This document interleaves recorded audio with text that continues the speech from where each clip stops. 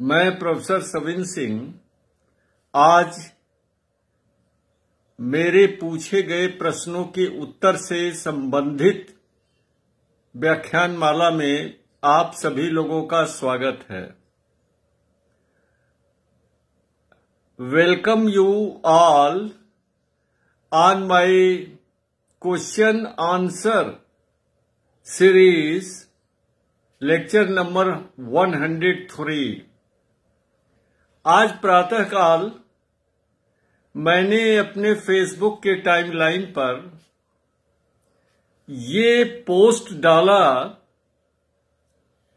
कि the following 3 waterfalls are called as Indian Niagara falls, यानी भारत के ये 3 जलप्रपातों को भारतीय नियाग्रा प्रपात कहते हैं। फिर उसे नीचे क्वेश्चन भी इसके साथ डाला, बट वाई, क्यों? इसका जवाब किसी ने नहीं दिया। कोई बता रहा है होजन खाल। अरे होजन खाल तो मैंने प्रश्न में लिखा ही है, उसमें अपने पोस्ट में लिखा ही है कि ये 3 जो जलप्रपात हैं, जिसमें एक है होजन खाल प्रपात, ये कावेरी नदी पर स्थित है और कर्नाटक और तमिलनाडु की सीमा पर है, और इसको भारतीय नियाग्रा प्रपात कहते हैं, इंडियन नियाग्रा फॉल्स। दूसरा है छत्तीसगढ़ में इंद्रावती नदी पर चित्रकोटे या चित्रकूट जलप्रपात। तो चित्रकूट से बहुत से लोग चित्रकूट उत्तर प्रदेश वाला समझ बैठते हैं, नहीं, ये छत्तीसगढ़ में है, इंद्रावती नदी पर। इसको भी कहते हैं भारतीय नियाग्रा प्रपात, इंडियन नियाग्रा फॉल्स।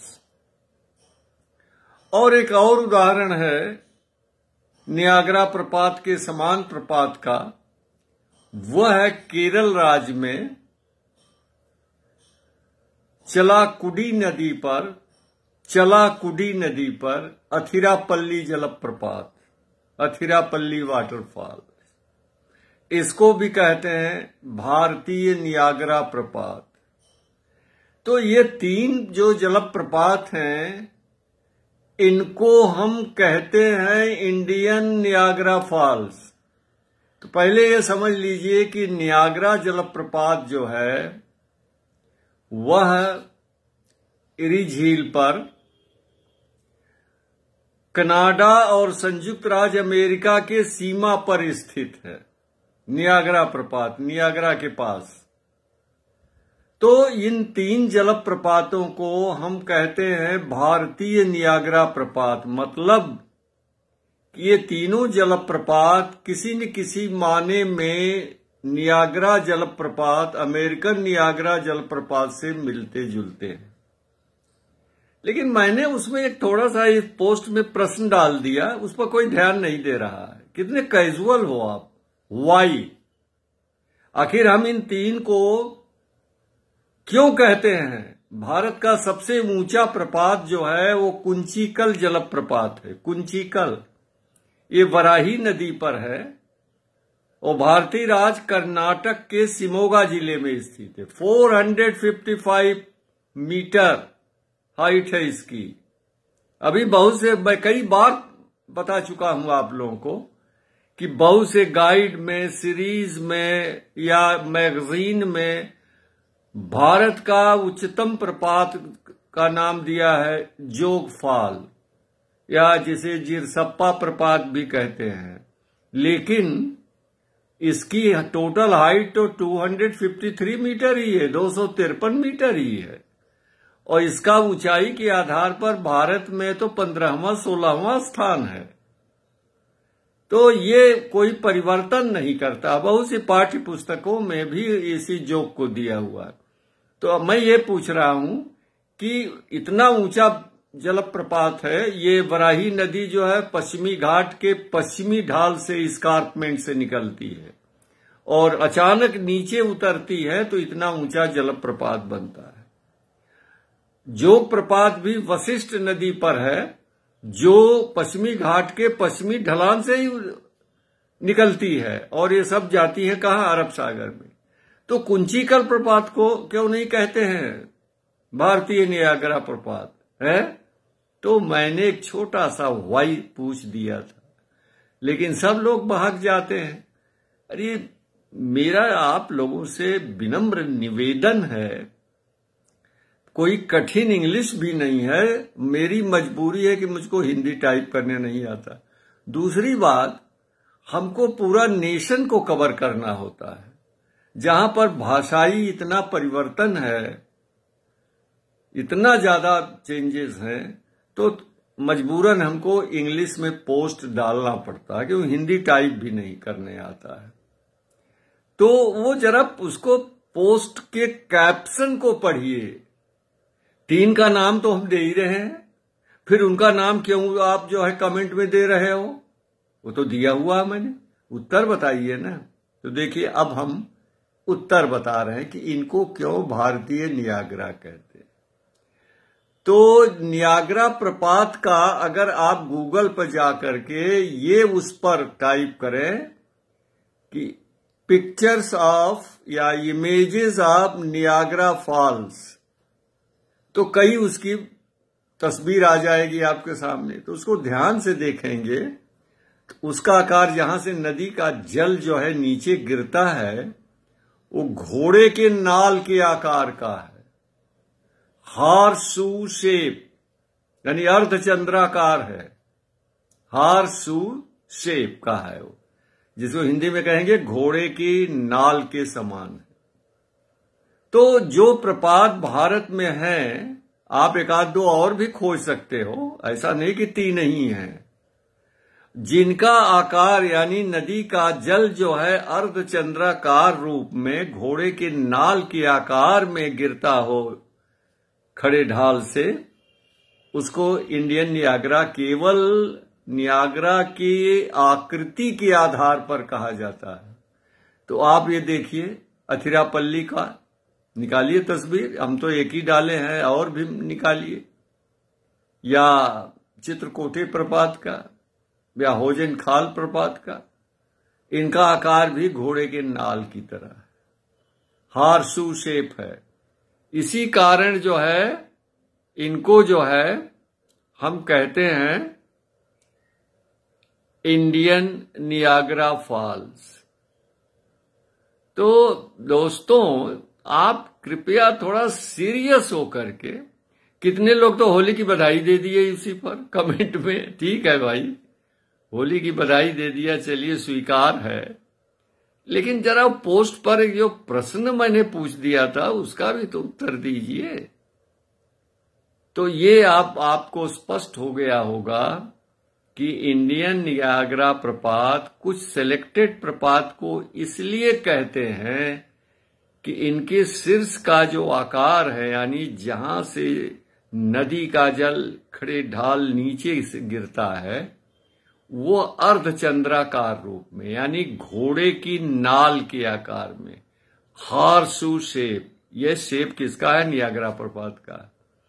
उस शेप से मिलते जुलते जितने भी प्रपात इंडिया में हैं, उनको इंडियन नियाग्रा भी कहते हैं। तो इस तरह के नामकरण जो होता है दूसरे क्षेत्रों के समता के आधार पर किया जाता है। जैसे देखिए, पश्चिम बंगाल के मिदिनापुर में ये जो सिलावटी नदी के द्वारा और वहां लेटराइट मिट्टी और रॉक्स के बीच में कैनियन का निर्माण हुआ है, जिसको हम गोनगनी कैनियन कहते हैं, गोनगनी कैनियन। उसको भी कहते हैं Indian grand canyon of India. तो ग्रैंड कैनियन कौन सा है? कोलोराडो नदी द्वारा कोलोराडो पठार पर जो बना हुआ विश्व का सबसे लंबा जो कैनियन है उसको हम ग्रैंड कैनियन कहते हैं। लेकिन देखिए ऐसा है कि मैं भी इसको मानने को तैयार नहीं हूं कि ग्रैंड कैनियन सबसे लंबा है। आप चलिए, कभी आप उत्तराखंड जाइए तो जहां पर अलकनंदा और ये जो नदी जो है वो गंगा नदी मिलती है, गंगा तो नहीं मिलती है, उसको भागीरथी कहते हैं। तो उद्गम से लेकर के यानी गंगोत्री ग्लेशियर से निकल के नदी जब आती है देवप्रयाग के पास, और उधर सतोपथ ग्लेशियर से निकल करके अलकनंदा नदी आती है देवप्रयाग के पास, तो संगम के आगे वो बनती है, माफ कीजिएगा, गंगा नदी। तो अब आप देवप्रयाग से सड़क ही माध्यम से जाना होगा, तो जब चले आप अलकनंदा के किनारे किनारे अब पहुंच जाइए सतोपथ तक, बद्रीनाथ जी तक। कितना लंबा मार्ग है, ये कैनियन है। ये बात दूसरी है कि कोलोराडो का कैनियन जो है वो बहुत खड़े ढाल वाला है, बहुत घुमावदार है। लेकिन ये भी देखिए अलकनंदा का कैनियन भी बहुत लंबा कैनियन है। तो इस तरह से बाहर के उदाहरणों के आधार पर, जैसे ग्रैंडिकोंडा जो एक कैनियन है उसको भी कहते हैं इंडियन ग्रैंड कैनियन। तो ग्रैंडिकोटा जो है ये जो मध्य प्रदेश में जो स्थित है ये कैनियन। तो मतलब इस तरह से जो नामकरण को समता पर किया जाता है, तो ये देखिए कि उसमें कौन सा ऐसा फैक्टर है जो समानता रखता है। तो इस तरह से मतलब जो है, अब जैसे इसमें एक प्रश्न बन सकता है आपके प्रतियोगी परीक्षाओं के लिए, the waterfall on which of the following river is not called as Indian Niagara falls. यानी निम्नलिखित नदियों पर बने जलप्रपातों में से किस जलप्रपात को भारतीय नियाग्रा प्रपात नहीं कहते हैं? ऑप्शन में दे दिया जाए चित्रकूटे वाटरफॉल नहीं, ये दे दिया इंद्रावती रिवर, दूसरा दे दिया जाए बी कावेरी रिवर, तीसरा दे दिया जाए चलाकुडी रिवर, चौथा दे दिया जाए वराही रिवर। यही न प्रश्न था कि निम्नलिखित नदियों में से किस नदी पर स्थित जलप्रपात को भारतीय नियाग्रा प्रपात नहीं कहते हैं। तो देखिए इंद्रावती नदी पर चित्रकूटे प्रपात है, उसका आकार जो है नियाग्रा प्रपात के समान, इसलिए उसे कहते हैं भारतीय नियाग्रा प्रपात।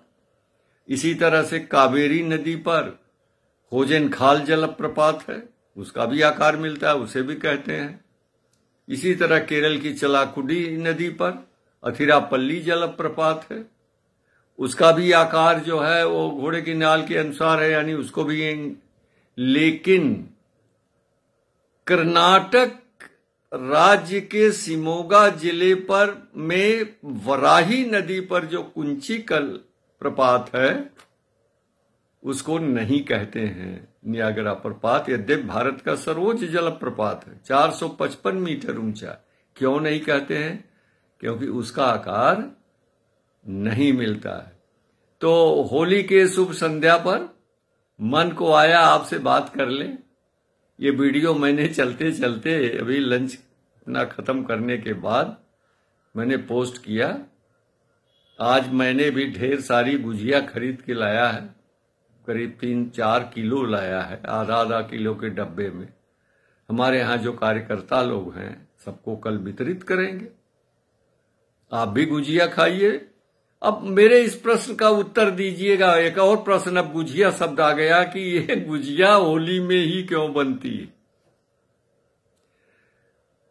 कुछ शॉप में तो, जैसे हमारे इलाहाबाद प्रयागराज में एक हीरा हलवाई की दुकान है, उसमें रोज गुजिया बनती है, लेकिन घरों में गुजिया क्यों बनती है होली में ही, इसका कारण हमें नहीं पता है। आप कृपया अगर जानते हो तो जरूर शेयर कीजिएगा। नमस्कार। आप होली में भूगोल के छात्र हैं, ज्यादातर हमारे लोग रहे हैं, अध्यापक हैं, जो भी हैं, तो आप ऐसे रंगों का प्रयोग न करें जिसमें केमिकल मिले हुए होते, ऐसे गुलाल का प्रयोग न करें। ये खुशी का त्योहार है, प्रसन्नता से इसको मनाएं। किसी भी नशीले पदार्थ का सेवन न करें, अपना कार्य करें, स्वस्थ रहें, प्रसन्न रहें। हम गुजिया तो खिलाते हैं लोगों को, मैं नहीं खिला पाता, लेकिन मेरे प्रिय विजय जायसवाल के घर से बिना चीनी की घर की बनी हुई गुजिया मुझे मिल चुकी है, उसे मैं खा भी चुका हूं। फिर विजय जी को और उनकी पत्नी जया को भी मैं इस वीडियो के माध्यम से धन्यवाद ज्ञापित करता हूं। नमस्कार।